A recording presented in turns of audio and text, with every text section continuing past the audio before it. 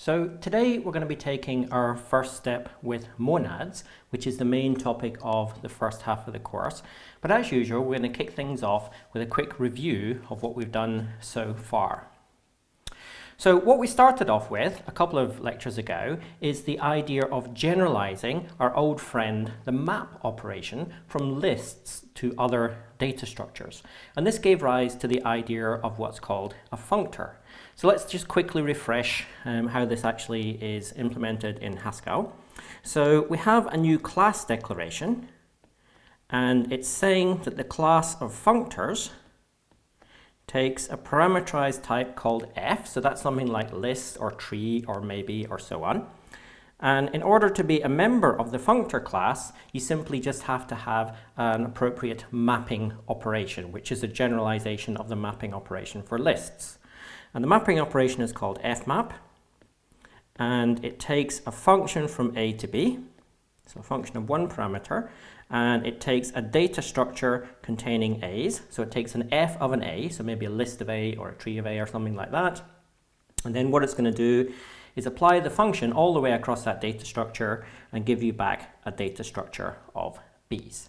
Okay, so that's what a functor is. It's a parameterized type f, such that you have a function fmap which has this type here, which just simply generalizes the standard map operation on lists. So just as a simple example of this, maybe is functorial, so we can map over maybe values. So if I do something like fmap plus 1, which is just the increment function, which goes from int to int, and I give it a maybe value, like just of 1, then it's just going to map over that data structure. So this simply has a single value 1 sitting in here, so what it's going to give us back is just of 2. So we get back something of exactly the same shape, except that the data value, in this case 1, has now been processed by the increment function, and we get back the value 2 tagged up as a just again. Just one more simple example here. If we fmap the increment function across nothing, then there's no data value sitting here this time. We have literally nothing. So what we're going to get back here is nothing. Okay? So that's what a functor is. Then what we did last time is we looked at generalizing the notion of functors to functions with more than one argument or more than one parameter. And this gives rise to the notion of what's called an applicative functor. So in order to be an applicative, we first need to be a functor. So we'll define or declare the class for applicative functors. So it says, provided that you already have a functor f, then you can be a member of the applicative class. So we say f is then applicative, provided that you have two simple functions. So the first simple function was called pure, and what pure does is it takes a value of type A and it embeds it in a trivial way into a data structure. So pure takes a value of type A, such as an integer, and it embeds it into a data structure in a trivial way. So you might get something back like a list of A's, or a tree of A, or a maybe of A. So that's what pure does. And then let's have a think about the next one. So star is an infix operator, and what it does is it's a generalized form of function application. So we take a data structure of functions from A to B, and we take a data structure of arguments, f of A, and we get back a data structure of results. So this is a generalized form of function application in the sense that functional application normally takes an A to B, and then an A, and then gives us back a B. But here we have an f of a data structure, so we have a data structure of functions, we have a data structure of arguments, and then what we get back is a data structure of results. So that's how star works, sorry. So let's have a couple of examples of this now. So the first one is, let's suppose we're applying the pure function plus. So plus simply takes two integers and adds them together to give an integer. And let's say we're applying them to two maybe arguments. So let's say they both succeeded. So we get just of 1 and just of 2 here. So what we're doing here is we're applying the pure function plus to two arguments which have the potential to fail, but here both of these arguments succeed, so the applicative machinery will just simply add the 1 and 2 together and we'll get back the result just of 3. So nice and simple. A more interesting case is when one or either of the arguments actually fails. So let's see what happens in this case. So we could be applying the pure function plus to an argument which has failed. So here we get nothing, and here we'll just leave just of 2 alone. So again, what we're doing here is we're applying the pure function plus, which simply takes two integers and adds them together. And we're applying it to one argument which has already failed, so there's actually no integer value to do anything with here. And then we have a second argument which has succeeded, and we've got the value 2. But we don't have two integers, so we can't actually perform the addition. So in this case, we will get back the failure value, which in the maybe type is the value nothing. So we're capturing this idea of applying a function plus to two arguments, and one of them has failed. So what we see here is that the idea of applicative functors captures a basic form or a basic pattern of programming with effects. And the basic pattern is we're applying pure functions, such as the integer addition function, which takes an integer to an integer to an integer. We're applying them to effectful arguments. And the applicative machinery takes account of managing the effects in the right way.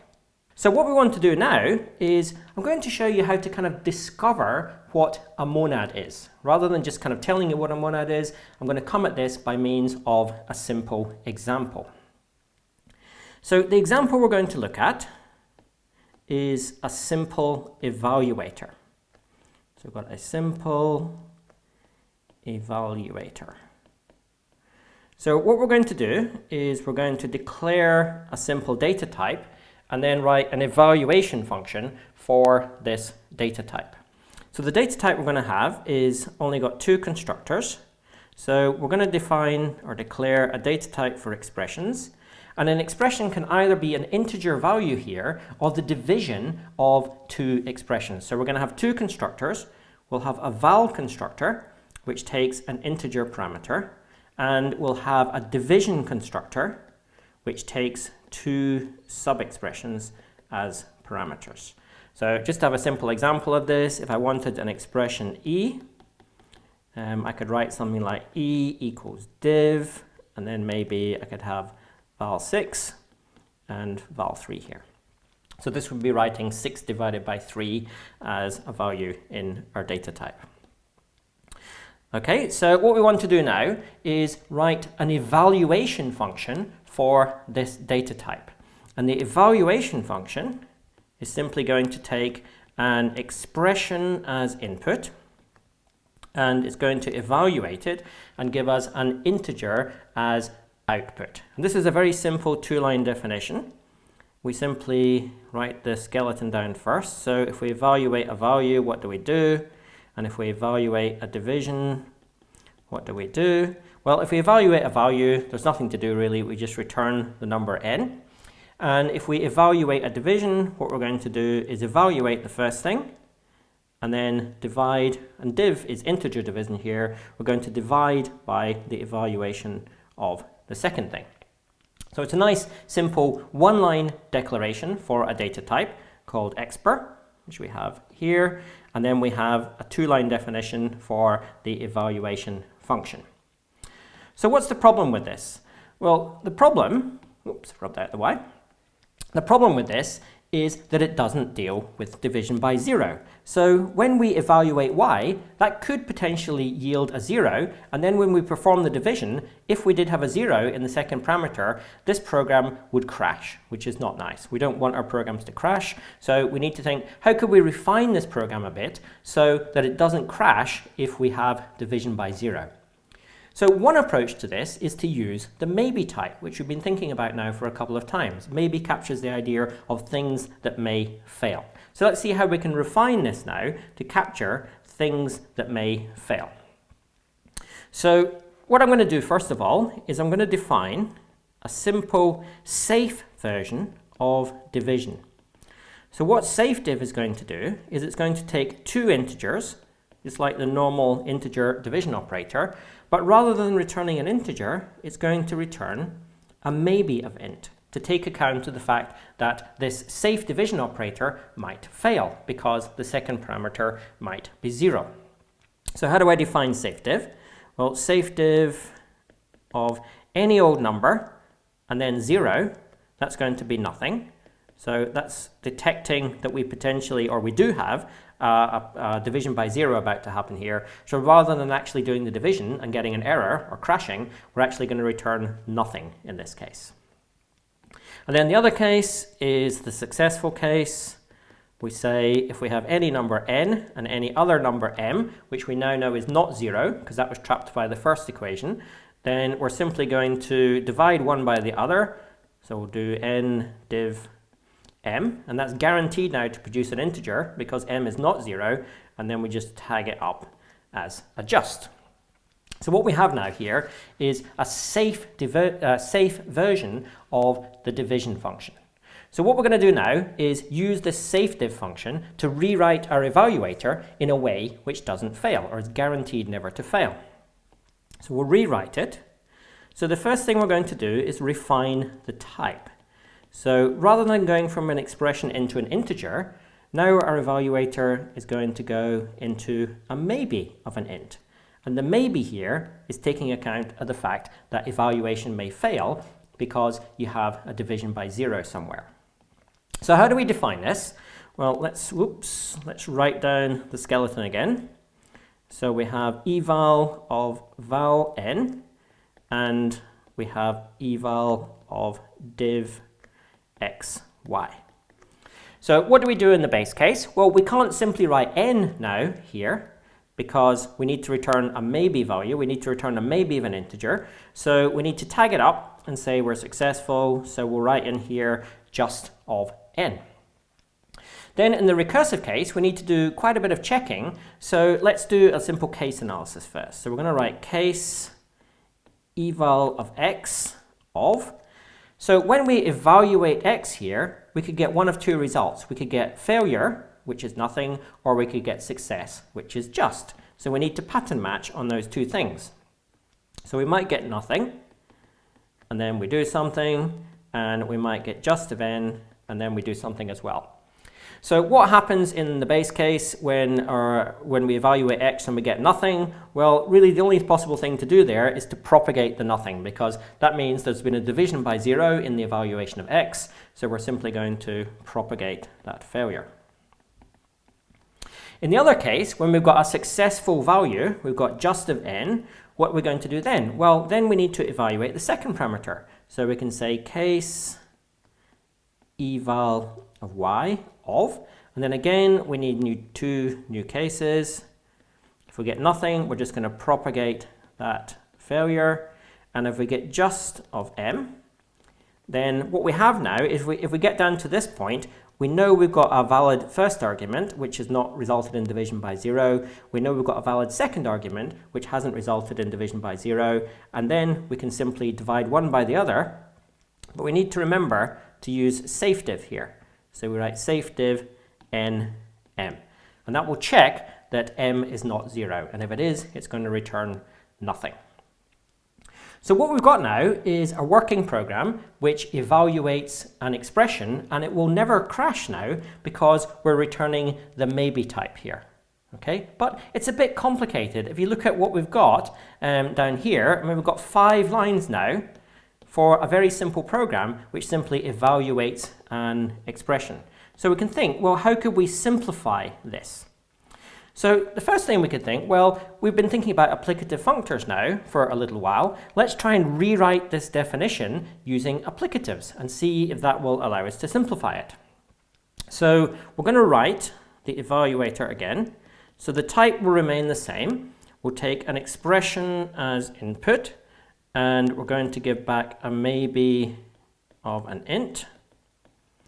And we'll have our two cases. So we could evaluate a value, or we could evaluate a division of two things. So what are we going to do? So in the base case, when we have a value n, on the previous slide, we just wrote just of n.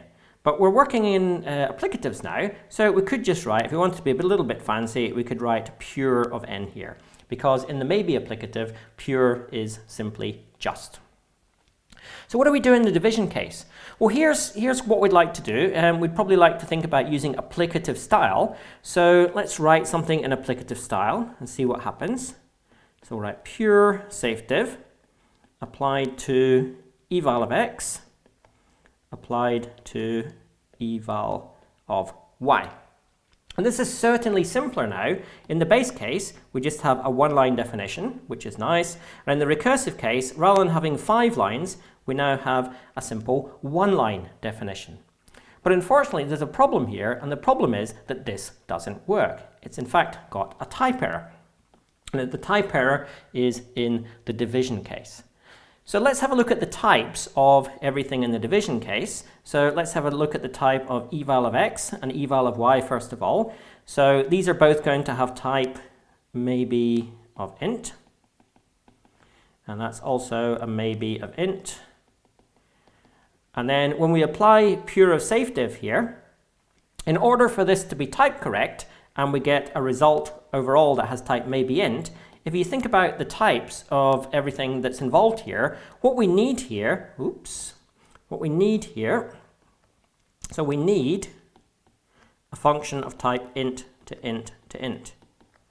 Because that's how applicative style works. You apply pure functions like int to int to arguments which may fail in this case, and then you get back a result which may fail as well.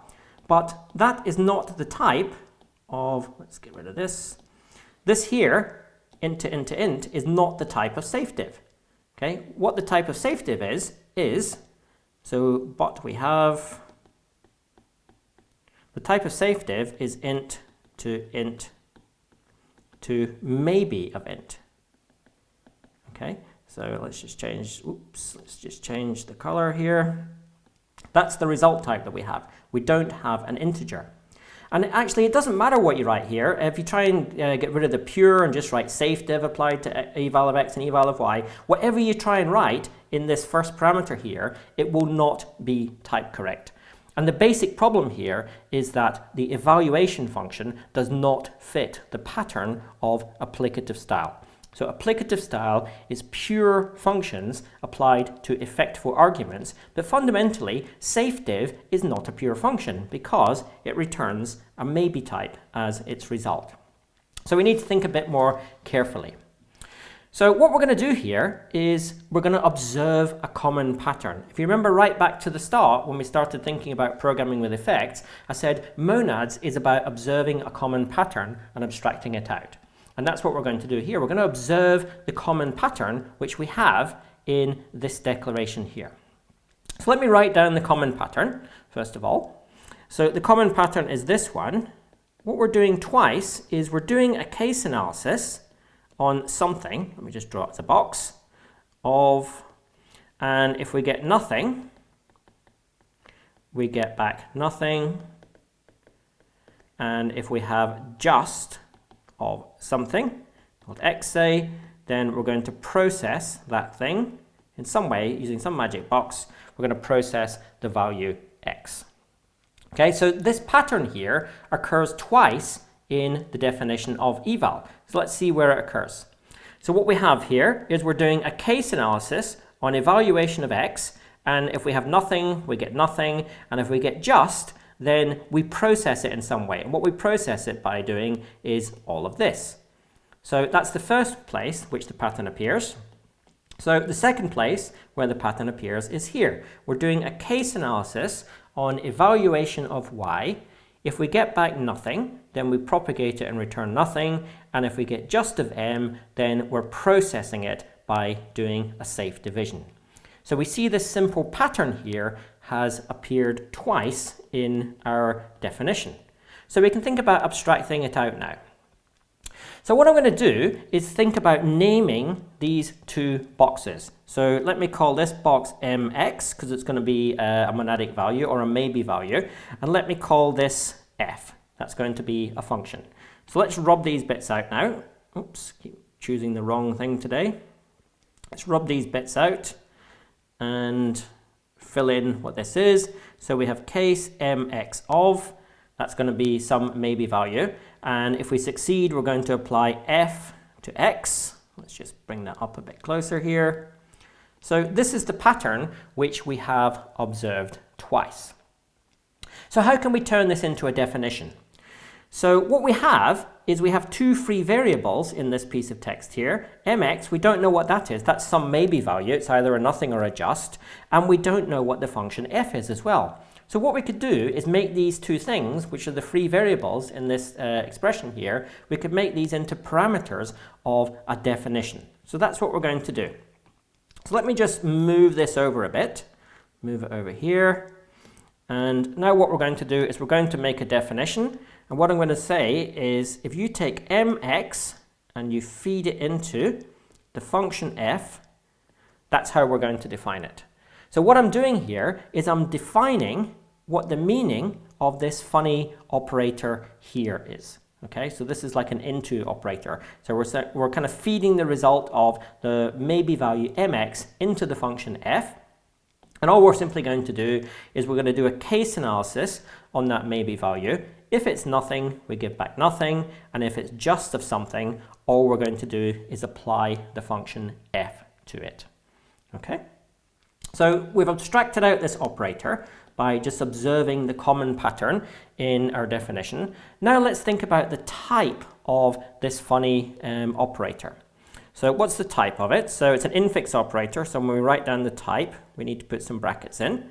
So what's the type of this funny infix operator? So it's got two parameters. The first parameter is mx, and we're doing a case analysis on mx, and if it's nothing, we do something, and if it's just, we do something. So we know, just by looking at the definition, that the mx parameter must be a maybe value.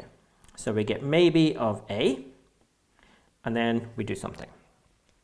So now we think about the parameter f. So what is f doing? Well, we're applying f down here, so we know it's a function. And what are we applying it to? We're applying it to the successful result x. And that's coming out of the maybe thing, so we know that x has type a. So we know the input to the function has type a. And then what's the result type of the function? Well, you might think we don't know anything about it because we've just got fx written here. You might think the result type is b, but that's not correct because up here we're returning nothing. And if you have a case analysis, both sides in the case must have the same return type. So we must have a maybe type being returned. And in fact, if you work out the details, it could be a different maybe type. So it's going to be maybe b. And then the whole thing we get back, finally, is going to be a maybe b. Okay, so what we've done here, again, is we've abstracted out this operator.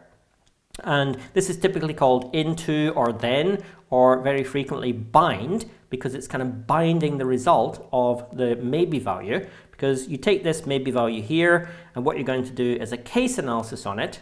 And if it's nothing, you get back nothing. And if it's just, what you're going to do is take that result x and feed it into the function f. So it's kind of like a binding operation.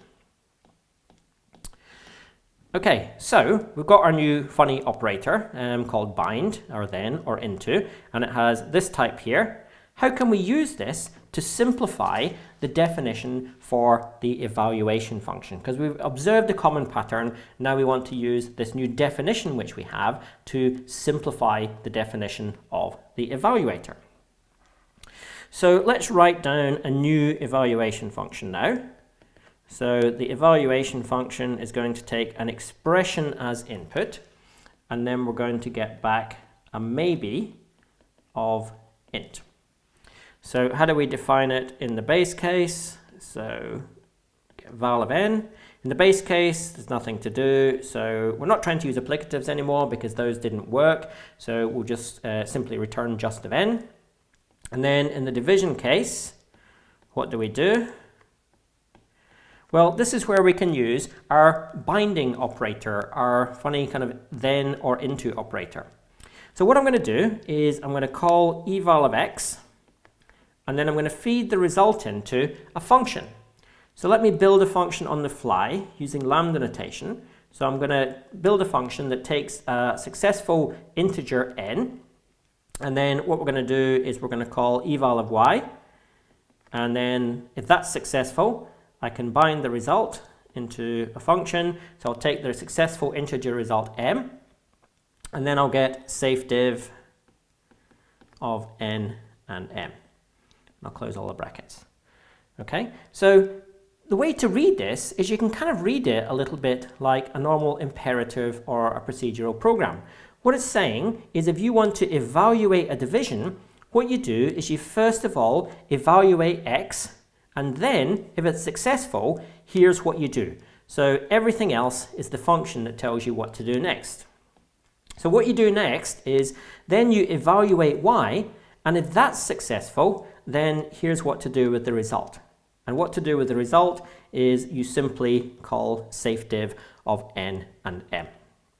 Okay, so another important point to think about here is that I've written this over 3 lines because it doesn't really fit on the screen here, but this is essentially just a 1-line definition for how to evaluate a division. You evaluate x, you evaluate y, and if everything's successful, you perform a safe div. So I could write this all in one giant long line, and in fact I don't need the brackets as well. I've put the brackets in here and closed the brackets here. But actually, the way the precedences work out in Haskell is you don't actually need the brackets. But the first time you see this, it's useful to see the brackets. So we've simplified our definition now because we don't need to worry about the propagation of failure anymore. If you look back now to the definition which we had here, we were doing all the failure management ourselves. We evaluate x, if it fails, we fail. Otherwise, what we do is we're going to evaluate y. If that fails, we fails, and so on and so on. So we had to do all the failure management by ourselves. Now we don't need to do any of it because it's all handled automatically for us by the binding machinery here. This operator is dealing with failure management for us. So it will evaluate this. If that fails, it will just propagate the failure and we get nothing. And if it succeeds, we get the result value n. Similarly, evaluation of y could fail. We don't need to worry about that because the binding operator will do that for us. If it succeeds, we get a result value m back. And then finally, we pass it into our little helper function called safediv, which actually performs the division. So there's actually a general pattern here. And let me show you the general pattern. Here is typically how this binding operator is used. So typically what you have is you have something like you have some monadic computation, call it M1, a maybe computation M1, which is going to return nothing or just. And then you feed the result into, if it's successful, some value, some function x of x1. Then you have M2, and if that's successful, you're going to call the result x2, and then you have a whole sequence of these kind of things, and maybe you go down to m of n, so you have n maybe computations here, and then you could feed the result into function with parameter xn. And then finally in the end, what you're going to do is apply, typically, some function to all of these successful results. Okay, so here is the general pattern of using this bind operator in the case of maybe. And the point here is that this only succeeds if every one of these intermediate computations succeed. So if any one of these fails, the whole thing will fail and we will get back nothing. We don't need to worry about the propagation of failure ourselves. If they all succeed, then we get these succession of result values, x1 up to xn, and then we apply whatever function we like, f, to each of those values to give us a resulting thing back. So again, this is the basic pattern which occurs again and again when you're programming with the bind operator for maybe, and it only succeeds if every one of the component computations succeeds, and you don't need to worry about the propagation of failure yourself. So this pattern of using this bind operator occurs so frequently that Haskell actually has a special piece of syntax for this. So what you can do in Haskell is you can use what's called the do notation. So the do notation allows you to basically get rid of all the lambdas here. I mean, there's quite a lot of syntax here that's not really important. We're using lambda notation to build up successive functions here. We can hide all that away using the do notation. So what you can do with the do notation is instead you can write this. So you say the value x comes from the result of applying M1. So x1 comes from the result of applying M1 if it's successful. x2 comes from the result of applying M2, so on and so on. And then we get xn comes from the result of applying Mn. And then finally, if everything succeeds, we apply f to each of the results. So this is the do notation, and it's just so-called syntactic sugar. So whenever you write do, and then you have these things here on the right hand side, that gets expanded out to exactly that. So when you write do of x1 comes from M1, x2 comes from M2 and so on, there's nothing magic happening, it's just being expanded out to that. But this is a nicer notation which avoids having to explicitly build all of these functions. So let's see how we could use this now to wrap things up and write our evaluator in an even simpler way. So here's our evaluator again. This is the final one. It's going to take an expression as input, and it's going to give us back a maybe of an integer. And its base case is the same as previously. If we have an integer value, we're simply going to return just of n. There's nothing interesting to do here. Now we can use the do notation to get rid of all of that gory lambda syntax. So we're evaluating a division of x and y. All we're going to do is we say n comes from the result of evaluating x if it's successful. M comes from the result of evaluating y if it's successful, and safediv comes into play in the last step here, and it's going to simply, if we have two successful results, n and m, it's going to divide them and check if we get division by 0. And this is our final program here, and I like this program a lot because it's essentially as simple as the original evaluation function, which could fail. I mean, if we look right back to the start, it said if you evaluate a division of x and y, all you simply do is evaluate x, evaluate y, and divide one by the other. But that could fail because of potential division by 0. But now we've rewritten it in a style which is exactly the same, or very, very similar. We evaluate x, we evaluate y, and if both of those things are successful, then we're going to call safediv. And again, the interesting thing here is we don't need to worry about the propagation of failure because that's handled for us by the binding operation and the do notation behind the scenes. Another interesting thing to think about with this program is it looks pretty much like an imperative program. I mean, if you were a C programmer or a Java programmer, and you were defining this evaluation function, you would do exactly this kind of thing. You would say, evaluate the first thing, evaluate the second thing, and if they both succeed, then you call safediv. So it's very procedural or operational. But the key point here is that this is not an imperative program. This is a pure functional programming, which we've written in a declarative style using this bind operator. So that's it for today. We haven't actually introduced what a monad is yet, but we've essentially just discovered what a monad is by looking at this simple evaluation function.